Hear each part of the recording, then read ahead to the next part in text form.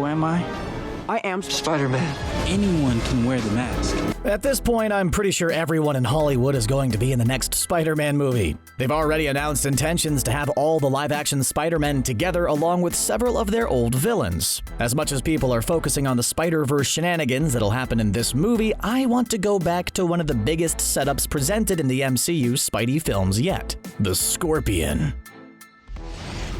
In the comics, the Scorpion was created by Jonah Jameson after he hired private investigator Mac Gargan to undergo an experimental procedure to gift him with Spider-Man hunting powers and a cool suit with a giant robotic tail. Really, in the Marvel Universe, if your invention doesn't have a cool anime theme or some sort of gimmick, it's impossible to get funding these days. The procedure drives Gargan insane, and he ends up becoming just as much of an enemy for Jonah Jameson as he was for Spider-Man. In fact, a good deal of their superhero battles involved Spidey having to save Jameson from his own creation. Seeing as an even more aggressive version of Jameson was introduced in Far From Home, I'd say that the chances of this exact plotline happening are pretty good.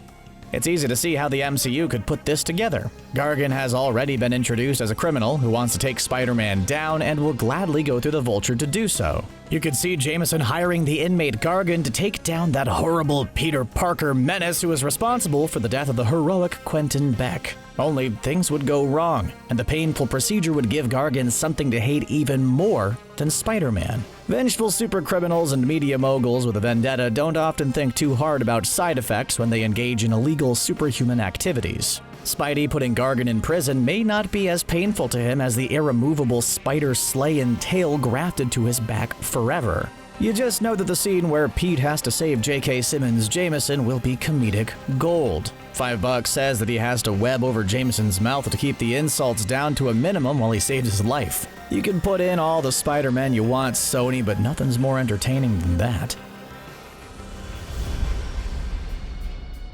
Sony's been trying to make a bad guy Avengers-style movie based around the Sinister Six for quite a long time. Seriously, they tanked the plots of Spider-Man 3 and The Amazing Spider-Man 2 by putting in as many villains as possible for the team. And it looks like they're getting their wish with the latest Spider-Man film. Into the Spider-Verse showed that audiences were down for trippy multiverse team-ups. So not only are we getting all three movie Spideys, but two older villains as well. Jamie Foxx's Electro and Alfred Molina's Doc Ock are both in and ready to cause more problems for the Spider-Men. They'll likely be joined by Michael Keaton's Vulture and a new version of Mysterio. He was 90% hologram, so it wouldn't be hard to bring him back. That's most of the team right there, so all they need is one more MCU baddie who has a serious case of Spider-Man anger issues. After Mac Gargan finishes this big villainous transformation with the giant tail and everything, he'll be perfect for a team-up. If you're at all worried about Michael Mando's bad guy street cred matching up, don't. He kills it as Better Call Saul's Ignacio, though he will always be remembered for his haunting portrayal as Voss from Far Cry 3. He's got to be one of the top 10 video game bad guys of all time. If Mando brings 10% of that Voss energy to Scorpion, then Peter's in trouble. The Sinister Six will take on a combined team of Spideys in the next main series movie, but that may be just the beginning. Their appearance could lead to a Suicide Squad bad guy film. Maybe they take on other villains like Norman Osborn or other heroes like Silver Sable. I mean, I kinda want them to take on a superior Spider-Man-style Tobey Maguire Spidey with Doc Ock taking over his mind. Tell me that that would not be awesome. So, Sony doesn't have all its chips in the Spider-Man basket. There's one other Dark Spider-Verse property that they're hoping to make into a mega franchise. No, I'm not talking about freaking Morbius. Nobody is ever talking about freaking Morbius. It's the one delayed comic book movie of 2020 that nobody was sad about. Not even Jared Leto. Venom is the movie that Sony is banking on. Despite being largely panned by critics, the Tom Hardy starring supervillain film was beloved by fans, to the tune of millions of dollars. So what could be better than one Venom? Two Venoms. You see, Eddie Brock isn't the only person to take the Venom symbiote and moniker. Mac Gargan famously took over the role for quite a long time. so it wouldn't be a stretch to think that Eddie and Mac could go to war over the symbiote. In the end, it's possible that Eddie could let him go.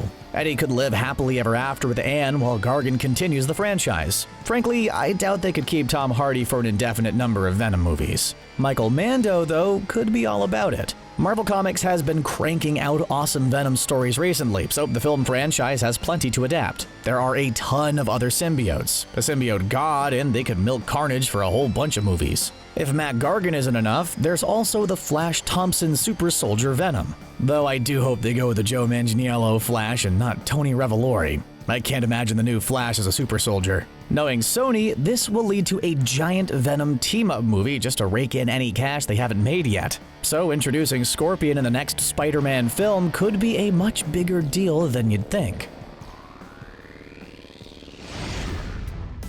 The only big question remaining is which of Scorpion's ridiculous costumes they'll go with for the movie. I mean, there are a ton of Spidey villains who have iconic looks, but pretty much all of Scorpion's costumes are lime green and terrible. You guys do know what an actual Scorpion looks like, right? If you know what costume you'd like to see, drop us a comment and don't forget to like and subscribe to CBR.